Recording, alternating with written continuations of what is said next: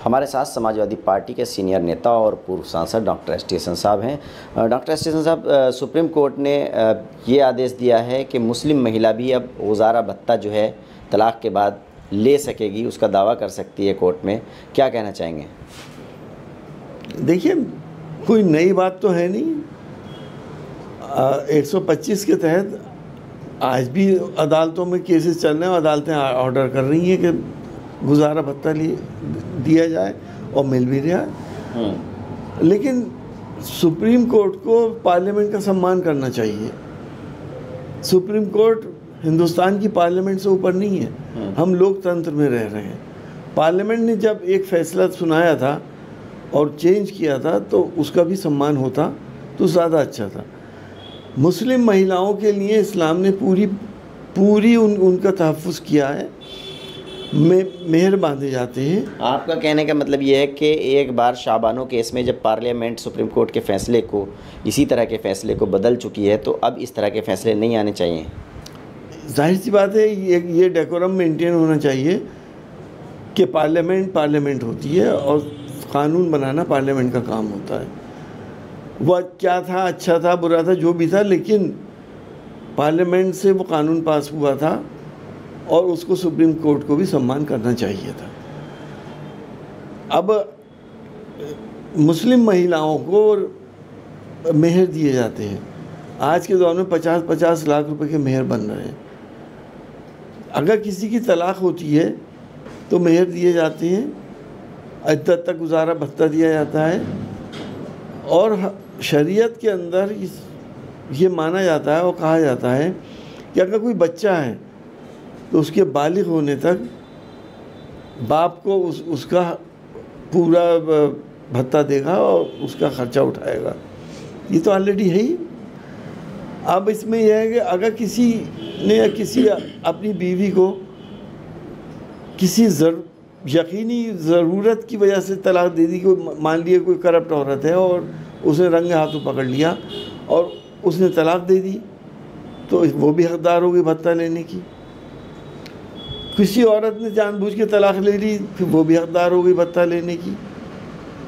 तो ये supreme court को इस पर पुनर्विचार करना चाहिए कि किन सर्कमस्टांसेस के अंदर भत्ता देने का उन्होंने ऑर्डर पास करा है। ऐसा ना हो कि इसका और मिसयूज़ बढ़ जाए। क्या आपको लगता है कि जो मुस्लिम पर्सनल लॉ है उसके अंदर ये मदाखलत है? जाहिर सी बात है, मुस्लिम पर्सनल लॉ में तो मदाखलत है ही। मैंने आपको बताया कि पर्सनल लॉ में क्या है, मेहर हैं, इद्दत तक नफ़क़ा दिया जाता है। बच्चा अगर है तो उसकी पूरा ख़र्चा उठाया जाता है। मुस्लिम पर्सनल लॉ में तो ये।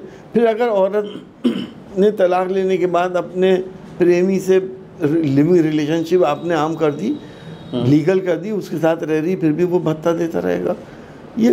ये बात जो है वो समझ में नहीं आती। इस पर पुनर्विचार होना चाहिए। अच्छा, उत्तर प्रदेश में जो परिषद स्कूलों के शिक्षक हैं उनकी डिजिटल उपस्थिति को लेकर के काफ़ी विवाद चल रहा है। शिक्षक जो है विरोध कर रहे हैं। सरकार चाहती है कि सभी शिक्षक स्कूलों में अपनी डिजिटल अटेंडेंस लगवाएं। आपको क्या लगता है? देखिए, पहले तो सारे स्कूलों का इंफ्रास्ट्रक्चर सही होना चाहिए। ज़मीनी हकीकत यह है कि 8th क्लास तक के बच्चों को पढ़ाने के लिए जहाँ 5-5 क्लासेस 6-6 क्लासेस लग रही हों, एक टीचर और एक शिक्षा मित्र, इतने ओवरबर्डन तो वो ऑलरेडी हैं। अब उनके ऊपर आपने डिजिटल उसकी अटेंडेंस शुरू करा दी, बायोमेट्रिक सिस्टम से शुरू करा दी, तो उन पे भरोसा करना चाहिए कि वो लोग, जब बच्चों को एक शिक्षक पूरे स्कूल का लोड उठा रही है, तो इतना उन पे बेभरोसे नहीं होना चाहिए कि शायद ये आती नहीं या काम ही नहीं कर रही हैं। अब वहाँ पे बच्चे भी पास हो रहे हैं, तो शिक्षक तो अपना काम कर रहे हैं।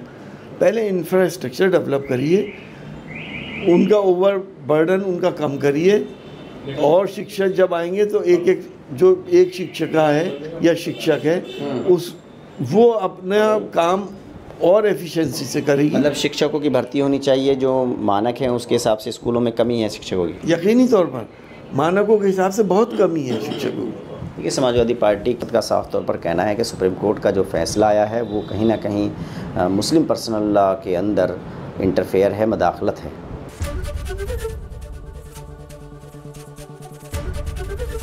एबीपी गंगा, खबर आपकी, जुबान आपकी।